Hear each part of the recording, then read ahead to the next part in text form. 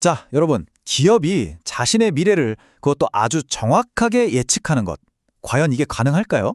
오늘은 바로 이 어려운 질문에 대한 가장 현실적인 해답, 재무계획이라는 아주 강력한 도구에 대해 한번 알아보겠습니다. 이 질문 사실은요, 세계적인 기업들조차 네, 가능합니다 라고 자신 있게 대답하기 어려운 문제입니다.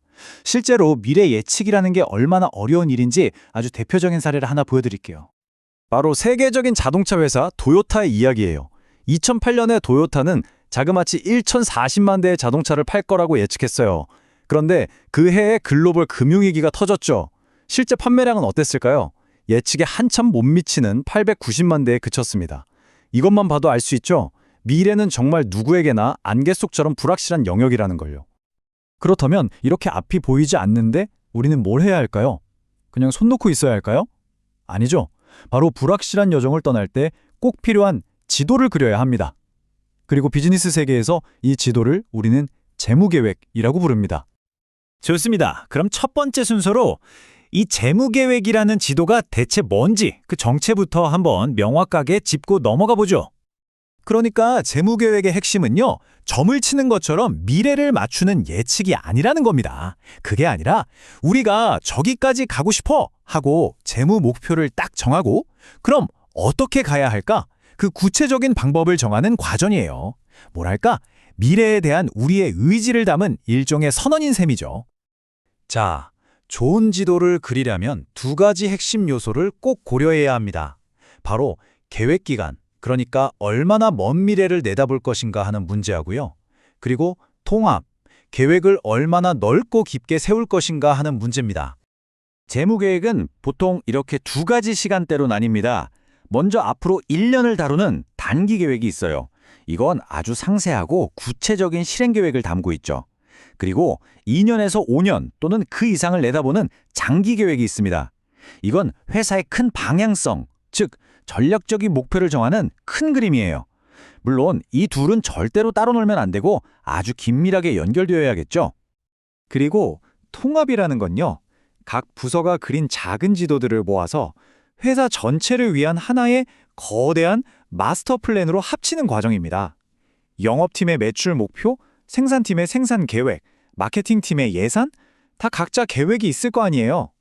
이걸 하나로 딱 묶어서 모든 부서가 조화를 이루도록 만드는 겁니다. 마지막으로 똑똑한 모험가는 여러 가지 길을 미리 생각해 두잖아요. 기업도 마찬가지입니다.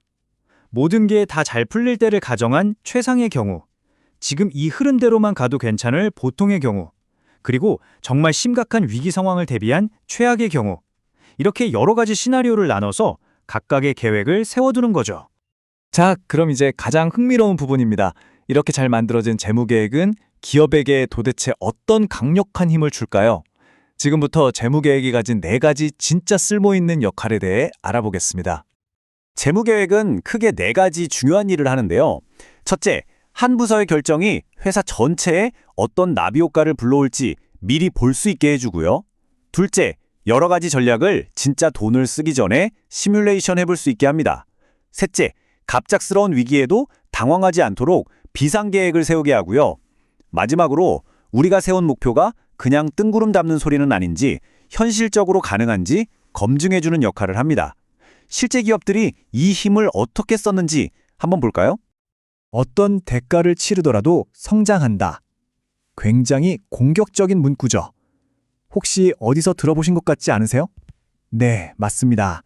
바로 아마존의 초창기 핵심 전략이었어요. 이게 바로 대안탐색의 힘을 보여주는 아주 좋은 사례입니다. 아마존은 재무계획을 통해서 당장의 이익은 좀 포기하더라도 시장을 먼저 장악하는 게 장기적으로는 훨씬 더 큰 이익이라는 걸 미리 시뮬레이션 해본 거예요. 그리고 그 계획을 믿고 과감하게 베팅했죠. 그 결과는 우리 모두가 잘 알고 있죠?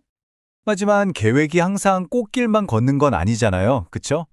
예상치 못한 폭풍, 그러니까 경기 침체나 생산 차질 같은 위기가 닥쳤을 땐 어떻게 해야 할까요?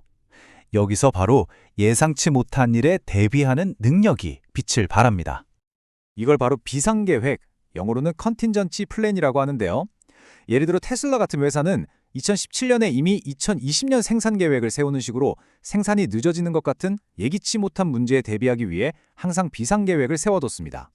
이런 철저한 준비가 수많은 위기를 극복하는 진짜 힘이 된 거죠. 재무 계획은 또 아주 중요한 현실 점검의 역할을 합니다. 예를 들어 우리 내년에 자동차 100만 대 팔 거야. 이렇게 야심찬 목표를 세웠다고 해봐요. 그럼 재무 계획을 통해서 잠깐만, 우리 공장에서 그만큼 만들 수 있는 능력이 돼? 돈은 충분한가?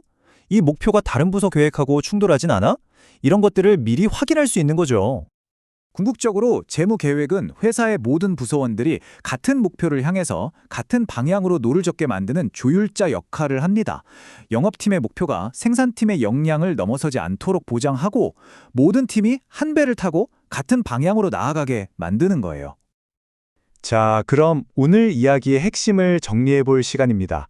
재무계획에 대해서 우리가 다른 건 다 잊어도 딱 한 가지 기억해야 할 게 있다면 그건 뭘까요? 꼭 기억해 주세요. 재무 계획은 미래를 보여주는 마법의 수정 구슬이 아닙니다. 그보다는 어떤 미래가 닥치더라도 우리가 길을 잃지 않도록 도와주는 지도이자 나침판이에요. 그렇기 때문에 목표는 미래를 맞추는 것이 아니라 어떤 미래에도 준비되어 있는 것입니다. 자, 마지막으로 여러분께 질문 하나를 던져보겠습니다. 만약 여러분이 한 회사의 CEO라면 여러분 회사의 지도에 어떤 가능성들을 그려넣으시겠어요? 어떤 최악의 시나리오에 대비하고 또 어떤 새로운 기회를 찾아 나서시겠습니까? 바로 그 질문에 대한 답을 찾아가는 과정, 그것이야말로 재무 계획이 가진 진짜 힘입니다. 함께 해주셔서 감사합니다.